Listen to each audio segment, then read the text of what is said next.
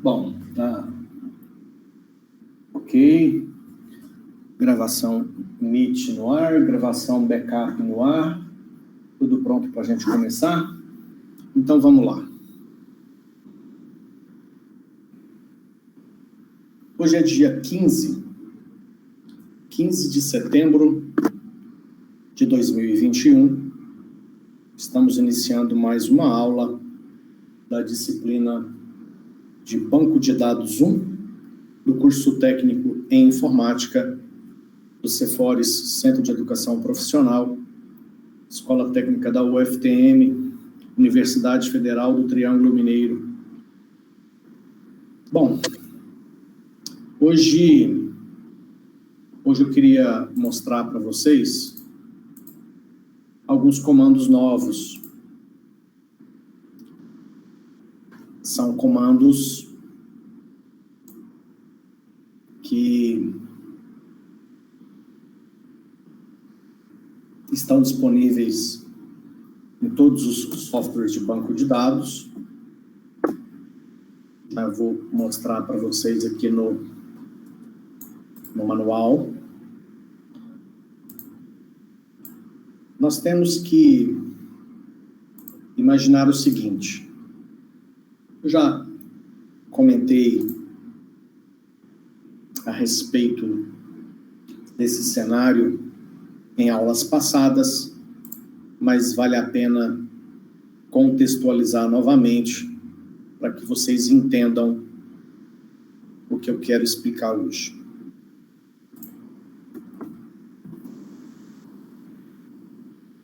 Bom, nós estudamos projeto de banco de dados.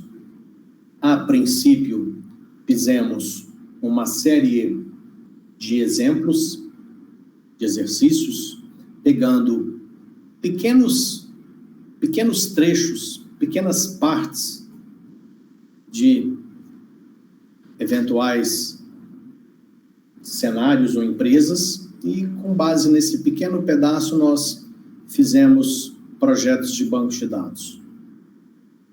Só que nós temos que analisar uma coisa chamada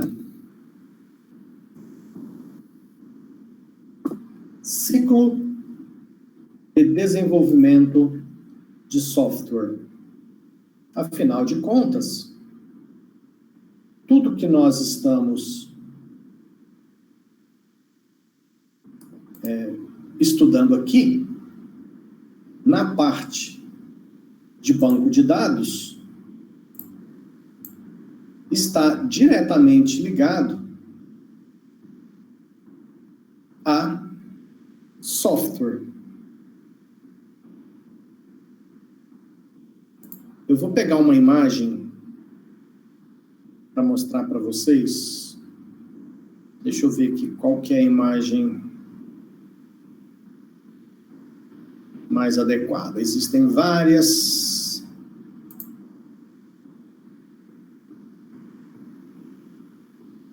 Deixa eu ver se essa aqui está mais simpática.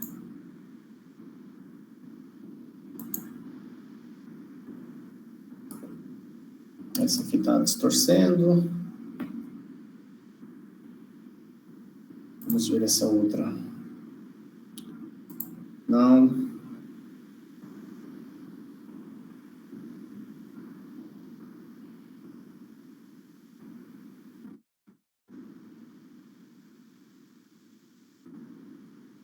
São várias metodologias. E de acordo com a metodologia, o ciclo de desenvolvimento de software pode mudar. O que eu estou querendo dizer? Existem várias técnicas, vários conceitos que podem ser utilizados para desenvolver um software. E aí, dependendo da metodologia, pode ter uma variação nesse ciclo de desenvolvimento. E aí, com base nisso, eu acho que... Deixa eu pegar aqui uma imagem que seja mais representativa. Então, vamos pensar no desenvolvimento de um software. Vou pegar essa imagem aqui, que não necessariamente é a imagem que mostra... Mas é um exemplo, tá? Então, olha só, quando a gente fala de projeto de banco de dados, nós estamos falando só de um pedaço da etapa de desenvolvimento de um software. Não é só projetar o banco de dados, tem que projetar o software. Então, segundo esse modelo, essa imagem que eu achei na internet, nós temos aqui no ciclo de desenvolvimento de um software, aqui em cima está aparecendo início e fim. Então, aqui no início, ele está colocando uma primeira etapa de desenvolvimento de software como sendo a etapa da comunicação. E vocês vão começar a relacionar isso que tem aqui com o que a gente já discutiu em aulas anteriores. Vocês vão recordar que eu já disse para vocês que chega ao ponto de você ter que saber mais sobre a empresa e os processos da empresa do que os próprios funcionários daquela empresa. Já disse isso aqui e vocês se lembram. Então, no início, tem essa etapa da comunicação. O que é essa etapa da comunicação? Coleta e refinamento dos requisitos. Ou seja, é aquele momento que eu falei para vocês de conversar com a pessoa que te contratou para desenvolver uma solução de software, desenvolver um aplicativo, seja ele de que espécie e para que ambiente for, tudo é software, aplicativo de celular é software, aplicativo de Smart TV é software, site na internet é software, caixa eletrônico é controlado por software, loja virtual é software, tudo é software. Tudo é software. Então, seja que tipo for esse software, existe uma necessidade aí de uma comunicação entre o time de computação, o time de TI, com a empresa ou as pessoas que conhecem do business, conhecem do negócio. Aqui, nesse modelo aqui, está descrito um plano rápido, uma modelagem rápida, que gera um protótipo, depois a construção do protótipo e a implantação, entrega e feedback. Bom, essa imagem aqui ela é muito simplista, tá? E certamente ela se refere a um tipo de metodologia. Mas deixa eu tentar achar uma outra aqui. Eu vou preferir pegar essa aqui. Essa aqui está mais genérica, não está mais... não está muito específica. Ela é mais simplista, mas ao mesmo tempo acho que isso vai facilitar. Então, o ciclo começa aqui, ó, planejar. Depois que você planejou, você vai projetar. Depois que você projetar, você vai executar. Depois que você executar, você vai entregar. Depois que você entregar, você precisa novamente planejar. E depois que você planejar, você precisa projetar, executar, entregar, planejar, projetar, e você fica nesse laço aqui o resto da vida. Por quê? Eu costumo dizer que cada software que você cria, que você desenvolve, se ele é efetivamente utilizado nas empresas ou pelas pessoas, é um filho que você pôs no mundo e você tem que criar esse filho até ele morrer. O que significa isso? Se você desenvolveu um software e esse software está em uso, você tem que manter esse software funcionando e atualizado até que um dia esse software não seja mais necessário, a empresa não o queira mais ou as pessoas parem de usar.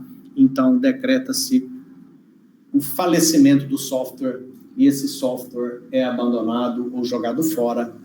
E aí, sim, acabou a sua responsabilidade como pai dessa criança. A gente tem vários casos aí, se a gente for analisar, de softwares, até das grandes corporações aí da área de computação, que já faleceram e já foram enterrados, né? Não sei se vocês se lembram, mas tinha um tal de Orkut, que já era...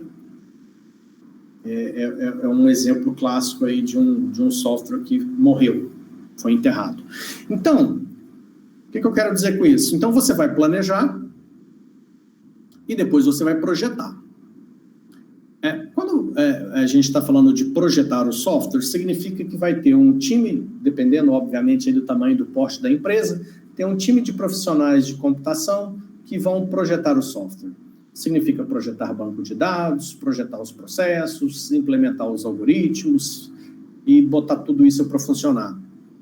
É preciso ter isso muito bem organizado e controlado, porque quando você projeta um software, você vai disponibilizar, ao final dessa primeira etapa de projeto, a versão 1.0 desse software, e essa versão 1.0, ela vai ter lá as suas funcionalidades.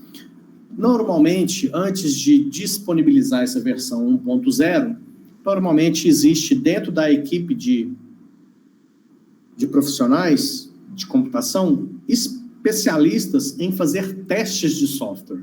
Isso é muito comum e bem interessante de se aplicar. Ou seja, são pessoas que vão pegar aquela versão do software e fazer todas as simulações possíveis. Testar todas as opções, preencher os campos com os valores mais estranhos. Inclusive, existem softwares que ajudam a testar software. Isso é outro negócio bastante interessante. Se a gente estiver falando de sistemas web, também tem ferramentas que a gente chama de stress test, são ferramentas que permitem que você simule, por exemplo, 5.000 internautas acessando a loja virtual que você acabou de colocar no ar. Ou seja, esse software que vai simular 5.000 internautas tentando comprar na sua loja virtual é uma ferramenta que pode te ajudar muito para saber se não só a implementação do software está consistente, mas se a infraestrutura planejada e na qual o sistema foi disponibilizado está preparado para receber um volume de possíveis clientes dessa forma. Então, veja bem, é uma etapa relativamente complexa, tá? Você planeja, você projeta, e o executar, você faz todas essas baterias de testes para depois você chegar lá no cliente e falar, ó, tá aqui a versão 1.0 do sistema que você nos encomendou. E aí você entrega aquela solução para a qual você foi contratado para desenvolver. Acabou? De jeito nenhum. Por que que não? Porque você vai entregar e você possivelmente vai ter que capacitar, treinar os funcionários da empresa a usar aquela solução que foi implementada. Sempre quando se vai desenvolver um software, uma solução desse tipo, a equipe de TI sempre tenta fazer da forma que o sistema, que o software funcione da forma mais intuitiva possível, né? Mas nem sempre o usuário vai conseguir executar as funcionalidades do sistema sem uma orientação, sem um treinamento, sem uma capacitação. Então, você entrega, você orienta, dá treinamento para os funcionários, e aí o que vai acontecer? A empresa vai começar a usar aquele sistema que foi desenvolvido. Show de bola, ótimo, lindo, maravilhoso. Aí o ciclo vai começar de novo. Vai começar de novo por quê? Porque vai começar a aparecer falhas, os famosos bugs, né? Tem uma falha no relatório, na hora de gerar um relatório de faturamento da empresa, tá dando um erro. na hora de dar entrada na nota fiscal dos produtos que chegam, está dando um erro. Então, começa a aparecer as eventuais falhas e começa a aparecer também as solicitações de novas funcionalidades feitas pelo cliente. Então, o cliente fala assim, eu precisava que o sistema também controlasse isso. Ou seja, é uma coisa que o cliente percebeu só depois que o sistema ficou pronto. Ele não lembrou, não pensou nessa possibilidade na fase de projeto, para que a versão 1.0 contemplasse também aquela funcionalidade. Então, depois que você entregou, que o sistema começa a ser utilizado, você só fechou a primeira etapa da primeira volta nesse ciclo de vida do software, porque vai começar tudo de novo. Então, vai aparecer as falhas e vai aparecer as necessidades de novas funcionalidades. E aí o processo recomeça. É o cliente passando esses feedbacks para você e você avaliando o que precisa mudar no projeto. Então, você volta para o planejar e projetar novamente. Você planeja a versão 1.1 e nesse planejamento da versão 1.1 você tem uma lista de falhas a serem corrigidas e uma lista de novas funcionalidades a serem implementadas. Então, depois que você planejou isso, você vai lá para o projetar. E aí, o projetar já não é mais começar um projeto do zero. Aqui, o projetar é pegar o projeto da versão 1.0 e avaliar o que precisa mudar, o que precisa ser alterado para contemplar tudo aquilo que foi planejado para esse segundo ciclo do desenvolvimento de um software que vai gerar a versão 1.1 ou versão 2.0. Aí cada empresa, cada profissional tem a sua lógica de versionamento de software, né? Então tem toda aí uma metodologia, um critério. Mas eu estou querendo contar essa historinha para vocês, por quê? Porque eu quero mostrar para vocês agora alguns comandos que fazem parte a partir do segundo ciclo. Ou seja, na versão 1.0, você criou o projeto e implementou, que é um pouco similar a isso que nós fizemos até então na disciplina. Nós usamos o Workbench para fazer o projeto, o Workbench gerou os códigos para a gente e a gente criou essa primeira versão 1.0 do banco de dados. Eu vou até pegar um banco de dados qualquer aqui, para a gente usar como cobaia. Deixa eu ver aqui qual que eu vou pegar. Eu acho que eu vou até abrir o Workbench aqui também.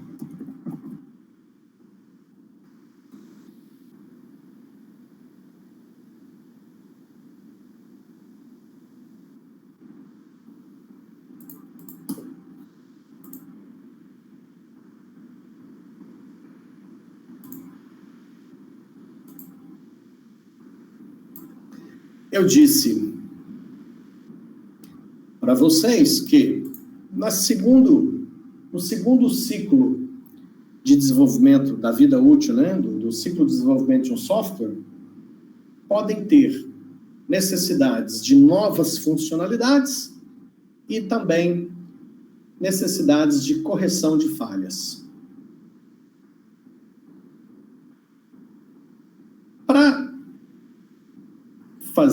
Para atender esse segundo ciclo, pode ser que eu tenha que alterar alguma coisa no banco de dados. Pode ser que eu tenha que criar novas tabelas, e aí o procedimento é simples e igual aos que nós já fizemos nas aulas anteriores, mas pode acontecer de eu ter que fazer alterações em tabelas que já existem, já estão sendo utilizadas na versão 1.0 do sistema, então eu tenho que ter muito cuidado, porque Essas tabelas já têm informações do sistema, então eu tenho que me organizar para, quando eu for instalar a versão 2.0, o software da versão 2.0 será compatível com o banco de dados da versão 2.0. Então, eu tenho que tomar cuidado para, quando eu for colocar o software na versão 2.0, eu faça as alterações no banco de dados para que o banco de dados fique também na versão 2.0 do projeto. O Workbench, para variar, não está querendo abrir aqui na minha máquina. Já cliquei nele umas 2 vezes, já que ele não quer vir, se ele não... apareceu. Foi só reclamar dele, ele apareceu aqui. Deixa eu pegar o último. O que nós fizemos por último aqui? Aula do dia 8, semana passada. Deixa eu ver que projeto de banco é esse.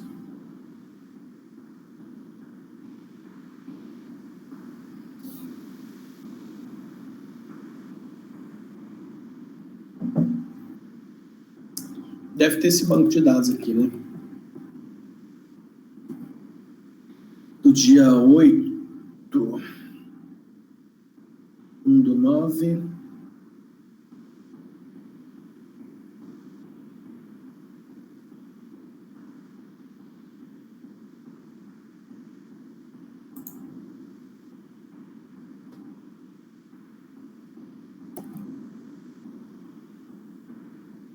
Esse aqui foi o WhatsApp, né? Nós fizemos na aula passada, tentando imaginar como seria o banco de dados do WhatsApp. Bom, eu não vou usar ele, porque eu não implementei ele aqui, ó. Eu não tenho. Eu vou tentar pegar o anterior a ele, então. Deixa eu voltar aqui no Workbench, fechar esse cara aqui.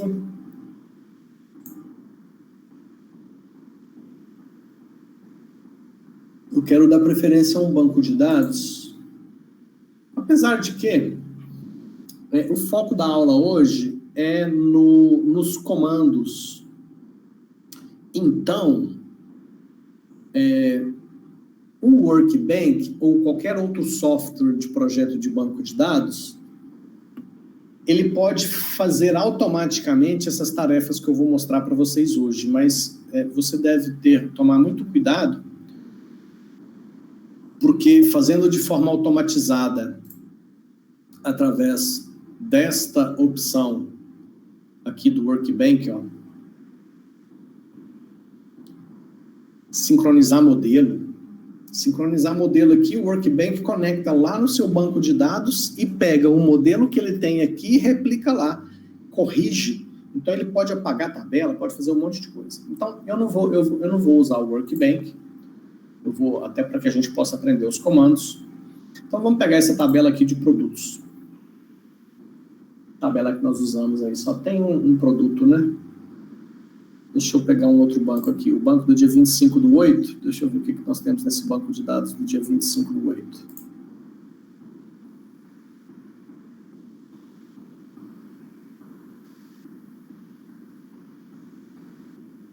25/8, nós temos pessoas, empresas e contrato de trabalho. Temos muitas pessoas? Temos 6 pessoas. Já serve. Deixa eu usar esse banco de dados aqui, então. Então, dentro daquela lógica, vamos supor que esse banco de dados que eu tenho aqui, ó, Prof. Aula 2021-08-25, esse banco de dados foi o banco de dados projetado para a versão 1.0 do software que já está funcionando. O cliente começou a usar, cadastrou aí, ó, 6 pessoas, cadastrou empresas, cadastrou contratos de trabalho, etc. Ok? Bom, como eu quero ensinar para vocês os comandos, é importante lembrar que a mudança no projeto de banco de dados para a versão 2.0 envolve também o Workbench ou software similar que esteja sendo usado para fazer a versão 2.0, tá? Mas eu quero concentrar aqui no nossa aula de hoje nos comandos. Eu quero que vocês aprendam esses comandos porque é importante. Da mesma forma que eu pedi para que vocês fizessem os comandos create table, para criar as tabelas, aquele comando para fazer os relacionamentos do projeto, o alter table também pedi. Inclusive, o alter table é um dos comandos que eu quero mostrar para vocês hoje. Ele está aqui no nosso manual, no item 6.5.4. Então, veja que o comando alter table, ele é bastante completo e complexo. Ou seja, o comando alter table é simples de traduzir, né? Eu quero alterar uma tabela. E aí, alterar uma tabela pode significar um monte de coisa. Pode significar adicionar um relacionamento, que é o que nós fizemos até então, para fazer a ligação entre as tabelas que nós projetamos. Mas hoje eu quero mostrar para vocês que eu posso usar o comando alter table para adicionar uma coluna. Então, vamos descobrir juntos aqui como é que eu faço isso.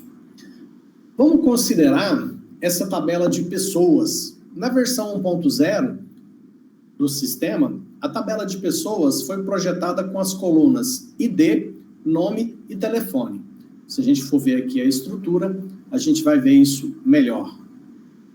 Foi projetado ID do tipo integer, not null, autoincremento e chave primária. Depois a coluna nome, varchar 45, not null também. E o telefone, varchar 15 também, not null. Bom,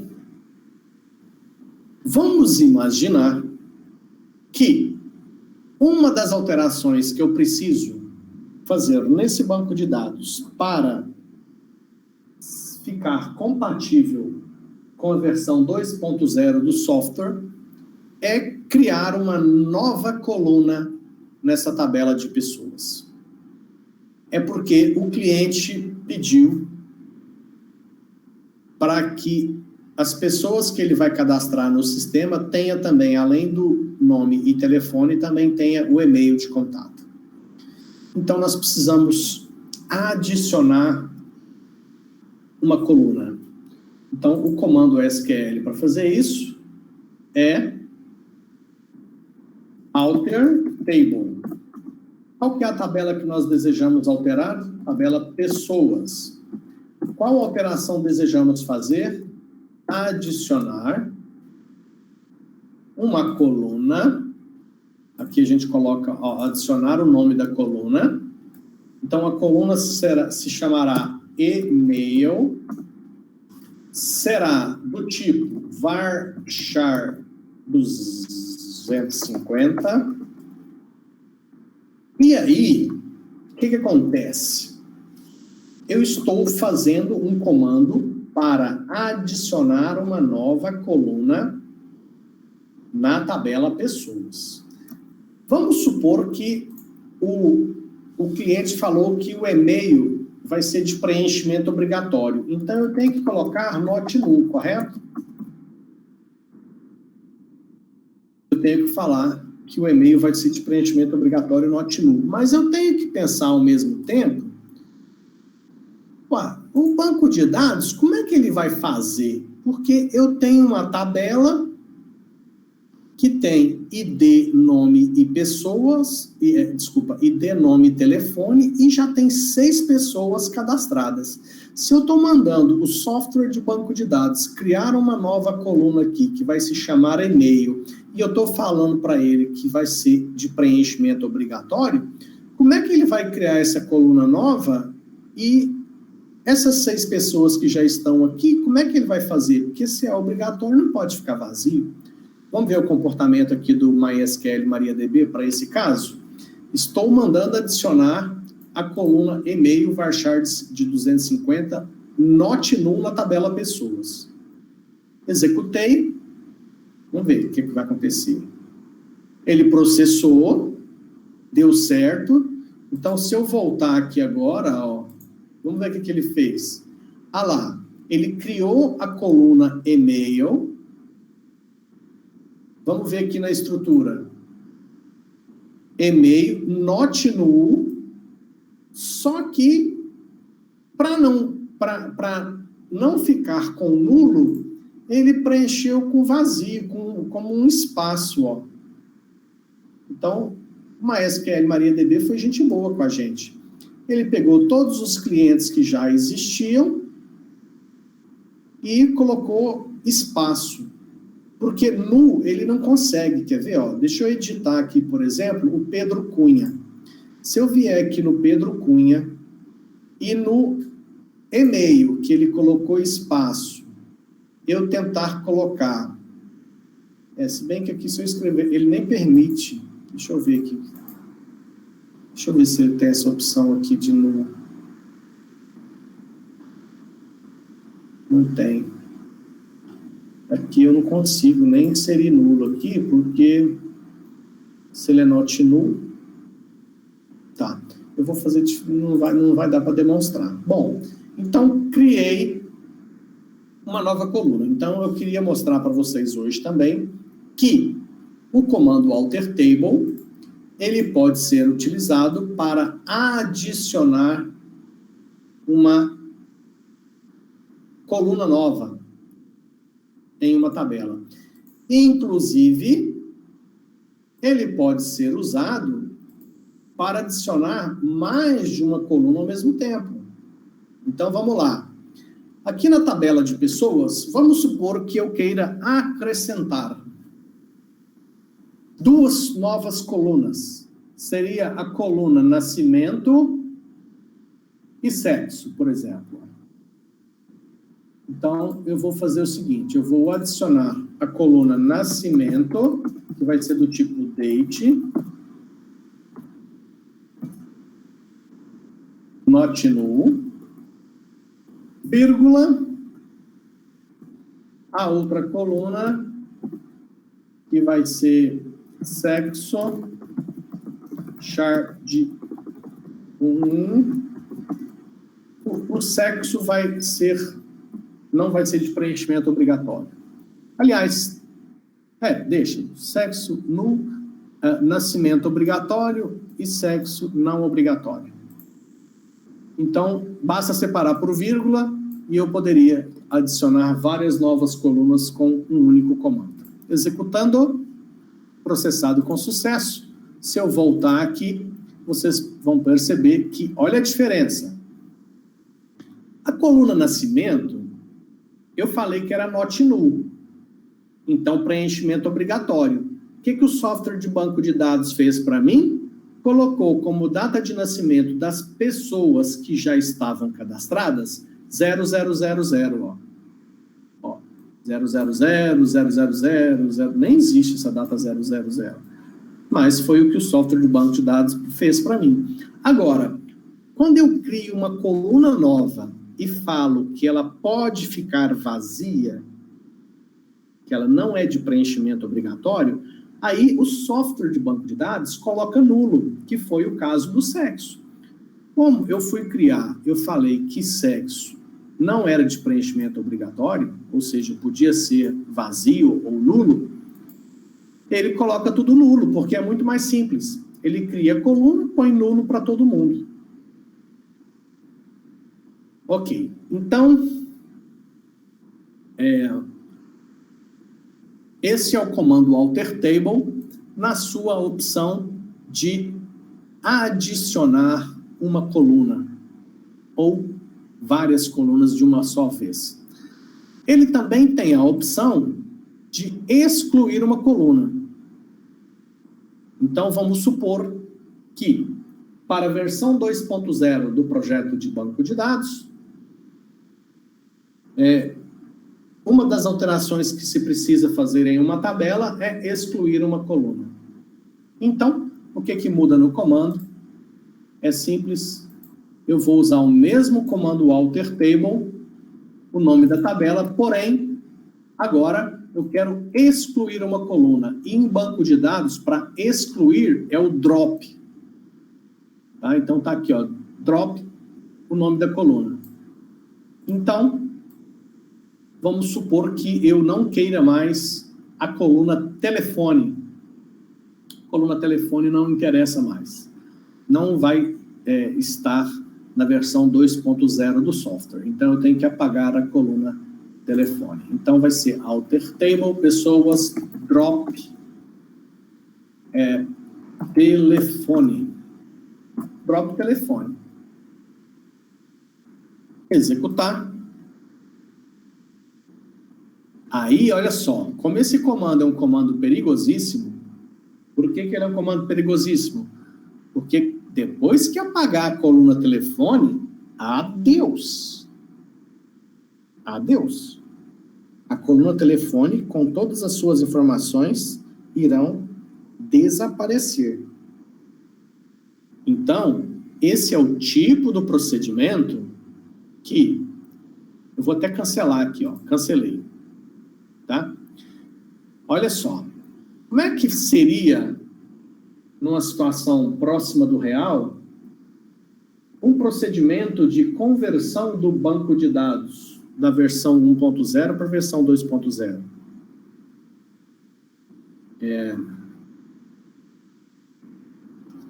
Você tem que se planejar para isso.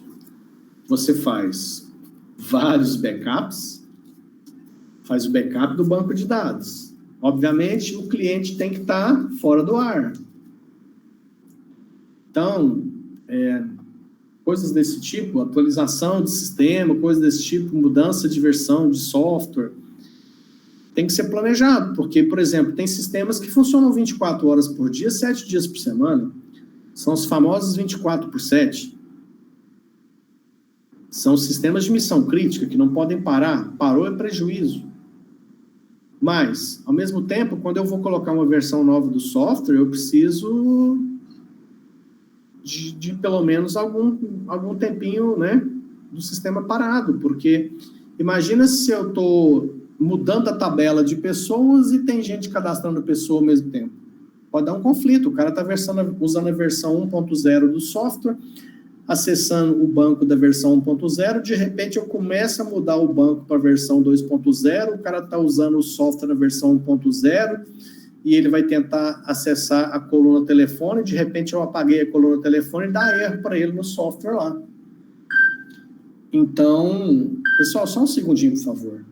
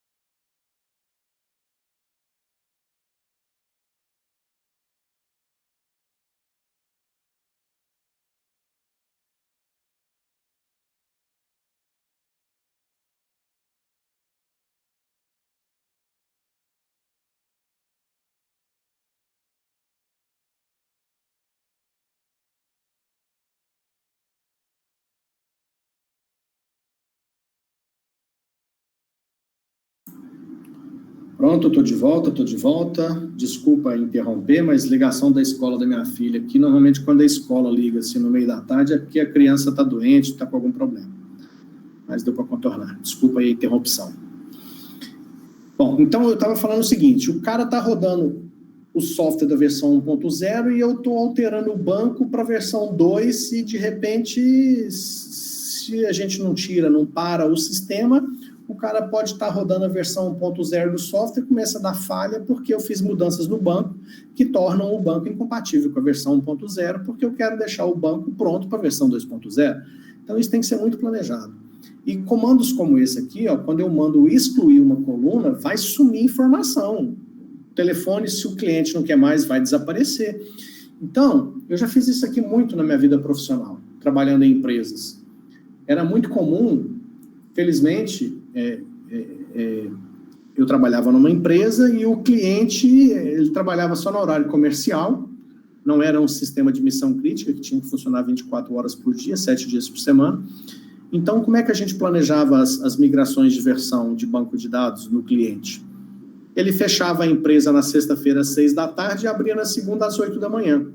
Então, quando ele ia fechar a empresa na sexta-feira às 6 da tarde, a gente chegava, entrava para dentro do data center da empresa e começava os procedimentos. Fazia backup, vários backups, e tudo que a gente ia fazer no cliente durante o final de semana, eu já tinha ensaiado, ou seja, eu tinha reproduzido os procedimentos num ambiente de teste antes de executar no ambiente real, que é o ambiente que a gente chama de produção, que é o ambiente do cliente. Então, tudo isso tem que ser muito organizado e planejado.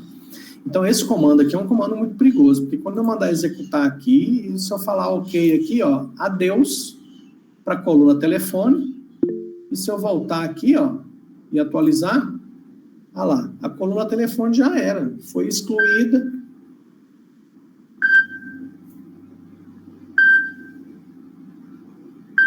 O que é isso aqui, gente? Desculpa, só um minutinho.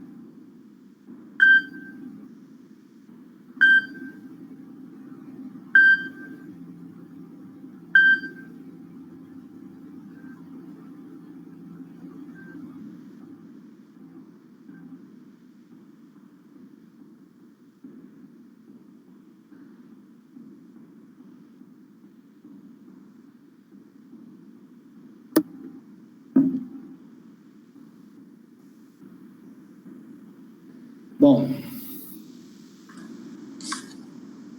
vamos lá. Então, professor. Sim? Toda vez que o aplicativo for atualizar, a pessoa também tem que ir junto no caso, ou a empresa pode ficar com ele na versão antiga por um bom tempo? Só um segundinho, cara. Desculpa, porque minha filha está com um probleminha na escola aqui. Se eu não atender, só um segundo, por favor.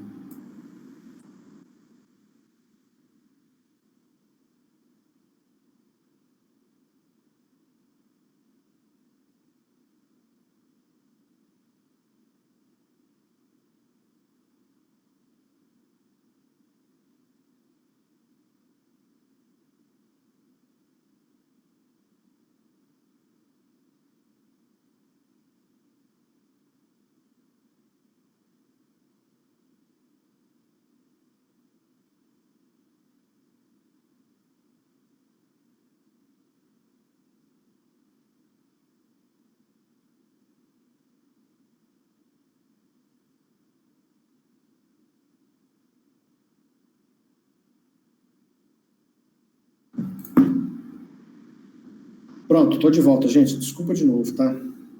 É que filho na escola, quando... Repete sua pergunta, por favor.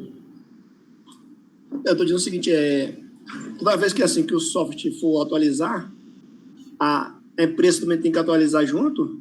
Ou não é necessário? É uma combinação, porque você tem que pensar o seguinte, o software, ele é desenvolvido para usar o banco de dados. Apesar da gente imaginar que são duas coisas, e são duas coisas separadas, o software e o banco de dados, e não necessariamente eles estão juntos na mesma máquina. Por exemplo, um software que está num caixa eletrônico, ele acessa um banco de dados que está no data center do banco em outra cidade, às vezes em outro estado. Então, assim, mas eles devem ser compatíveis, eles devem ter sido projetados para, lá dentro do algoritmo que o programador escreveu dentro do software, ele escreveu um algoritmo que faz acesso à coluna telefone da tabela pessoas do banco de dados tal. Se essa coluna dessa tabela sumiu, vai dar erro no software. Então, as duas coisas têm que estar muito bem casada e combinada. Então, a mudança de versão, ela tem que ser muito organizada e muito planejada. E sempre muito cuidado com esses comandos que apagam informações. Tá? Porque apagou, já era. Ficou claro? Mais alguma dúvida, pessoal? Não, certinho, professor. Ok. Então, vamos lá. Então, nós já sabemos como incluir uma coluna nova ou várias colunas novas numa tabela. Sabemos também como excluir colunas de uma tabela. Então, agora, vamos ver o que mais nós podemos aprender aqui.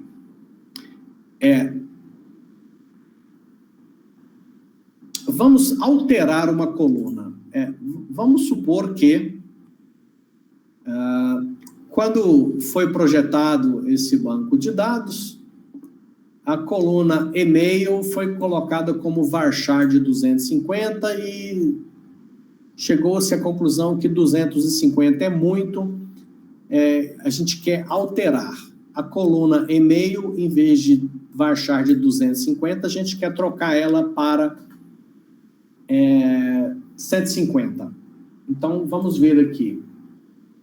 O legal aqui, ó, é que o PHPMyAdmin, ele possibilita essas alterações aqui de uma forma interativa. E é bem didático porque você aprende, ó, quer ver? Eu vou clicar aqui na coluna e-mail, tem essa ação aqui, ó, de muda. Tá vendo? Vou clicar nesse muda. Quando eu clicar aqui no muda, ele abriu aqui para mim, ó. E-mail varchar 250. Então, eu vou trocar de 250 para 150. E aqui tem a opção, ó, pré-visualizar SQL. Então, ele me mostra qual é o comando que eu preciso executar para fazer essa alteração. Então, o comando basicamente é esse aqui, ó. Deixa eu copiar ele. O resto, até o not null, eu vou apagar aqui. Eu vou copiar e eu vou voltar aqui na aba SQL e vou fazer ele aqui, ó. Deixa eu colocar isso aqui de uma forma.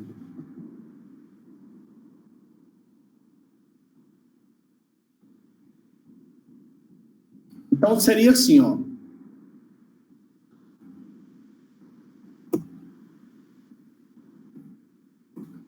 Alterar a tabela pessoas, alterar a coluna e-mail. Tá, eu vou alterar a coluna e-mail. Ela vai continuar com o nome e-mail, porém, varchar de 150 e também not null. Ok? Eu vou pegar esse comando aqui, vamos executar. Processou com sucesso? Sim. Vamos voltar na estrutura da tabela para a gente aprender o que aconteceu. Então, veja que agora a coluna e-mail agora está varchar de 150. Vamos aproveitar esse que a gente está estudando e vamos fazer uma alteração na coluna nascimento. Vamos supor que nós queremos pegar a coluna nascimento, que é do tipo date, not null, e nós queremos mudar ela. Nós vamos mudar o nome, o tipo e o nulo. Então, o nome é nascimento, o tipo é date e o nulo é não.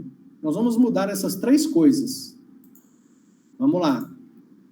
Então, nós vamos alterar a tabela pessoas, alterando a coluna nascimento. Eu vou alterar a coluna nascimento. Quais alterações eu quero fazer? Ela não mais vai se chamar nascimento. Ela vai se chamar dia, hora nasceu. Vou mudar o nome da coluna, inclusive. Então, eu estou alterando a coluna nascimento. Ela passará a se chamar dia, hora, nasceu. E, em vez, no lugar de ser date, ela vai ser date time. Estou mudando o tipo. E, em vez de not null, porque ela está not null, aliás, nulo não, está not null. Então, ela vai ser nulo. Então, olha só o comando.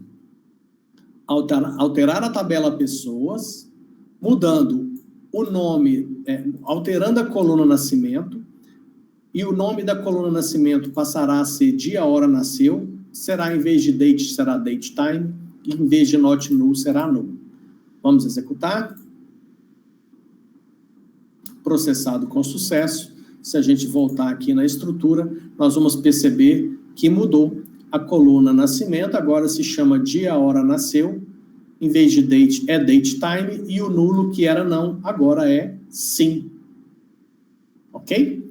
Então, com esse comando, nós conseguimos fazer alterações nas colunas de uma tabela, mudando nome, tipo, null, not null, coisas do tipo. Certo? Deixa eu ver aqui o que mais.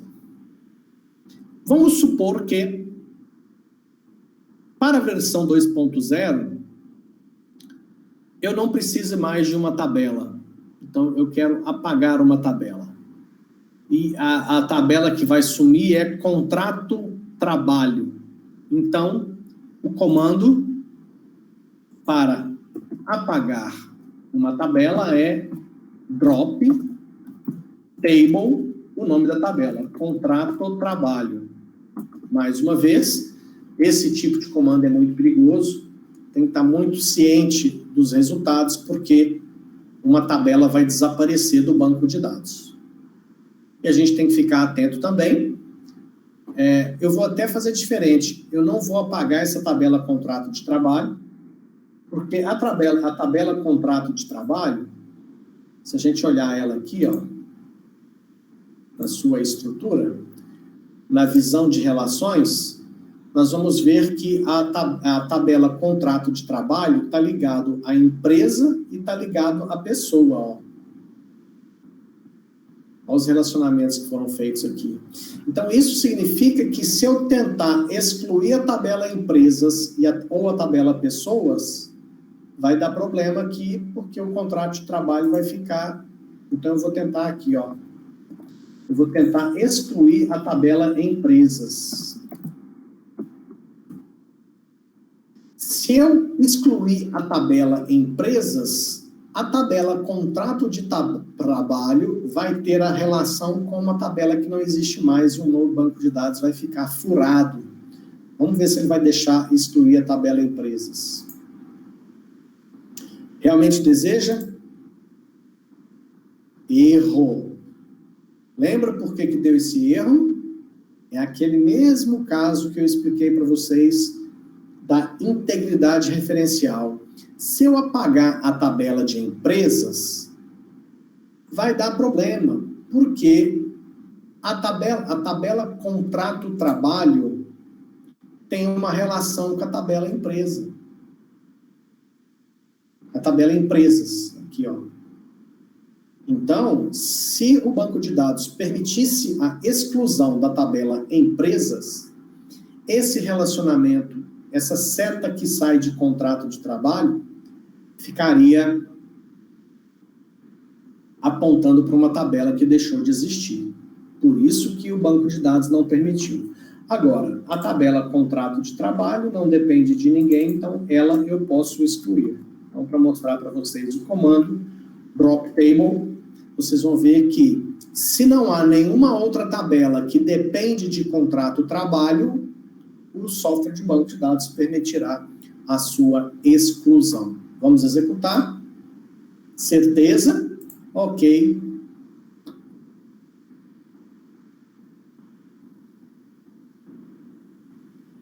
Processado com sucesso. Se eu voltar aqui na estrutura aqui, ó.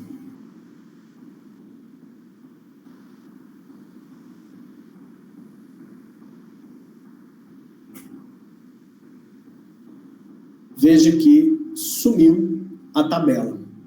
Agora eu só tenho a tabela empresas e pessoas.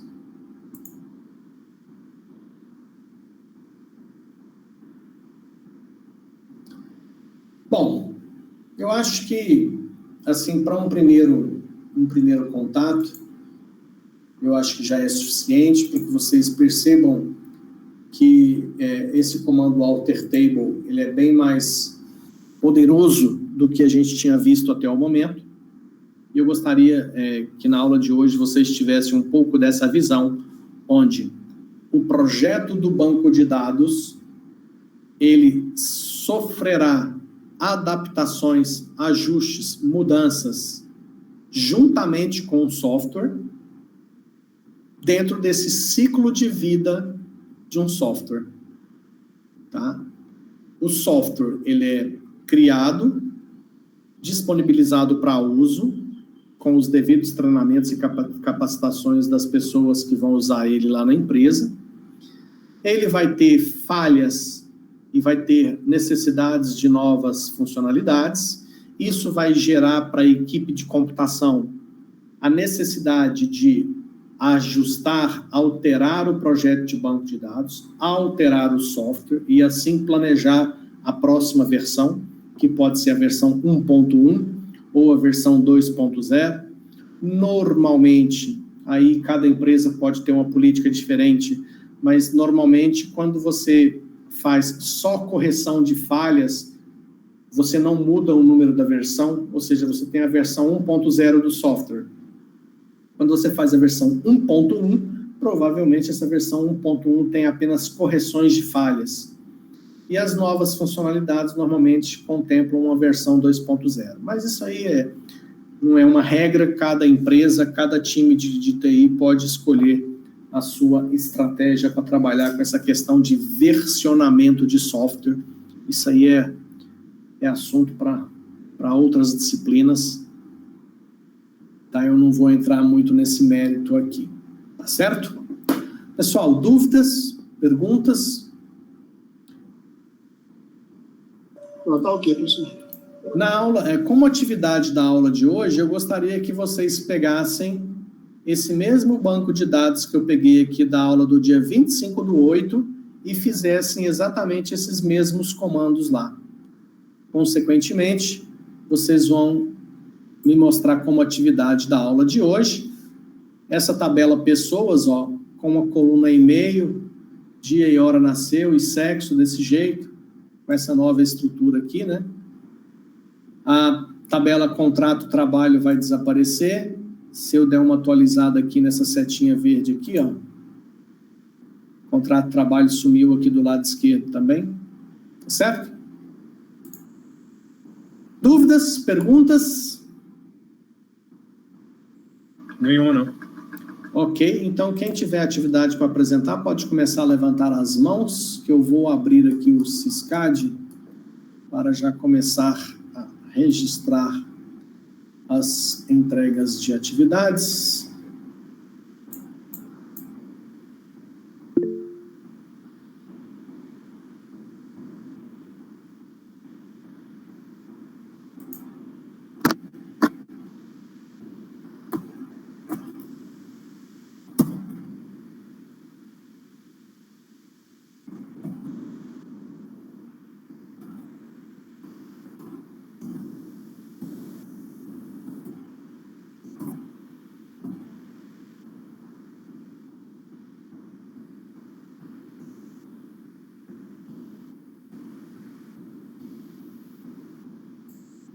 Ninguém tem atividade para mostrar hoje?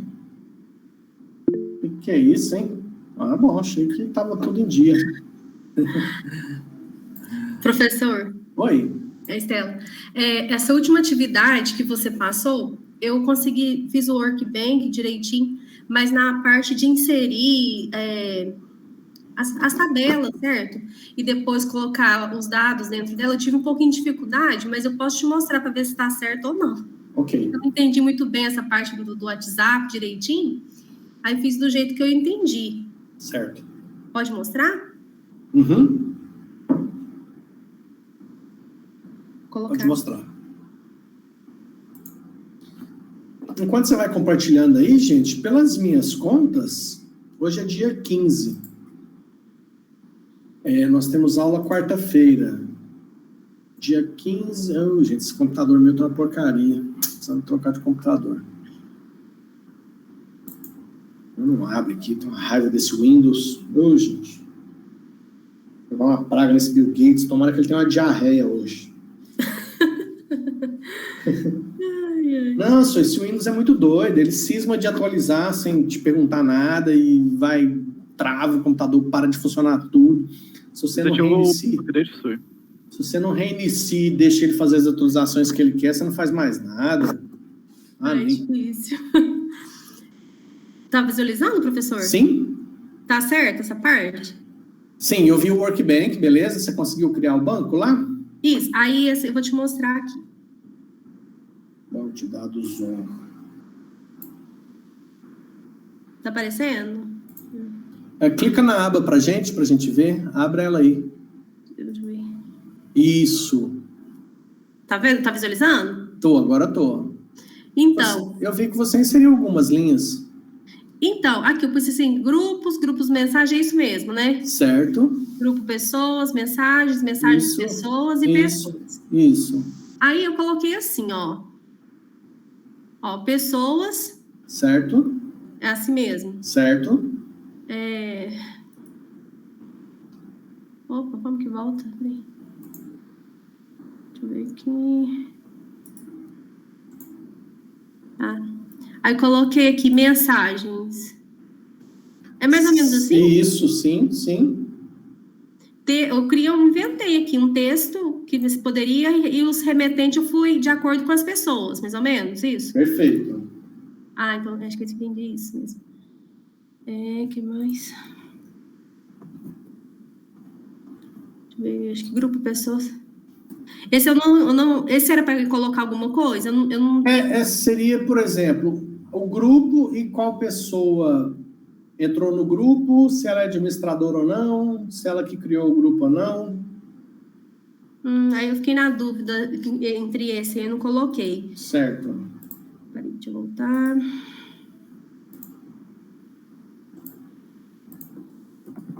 As mensagens eu coloquei essa que eu já mostrei, né? Deixa eu ver aqui. Aí os grupos eu coloquei assim. Ok. Beleza.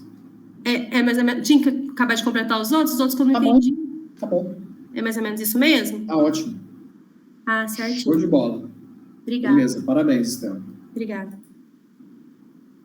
Estela, atividade, essa aí é a atividade 13.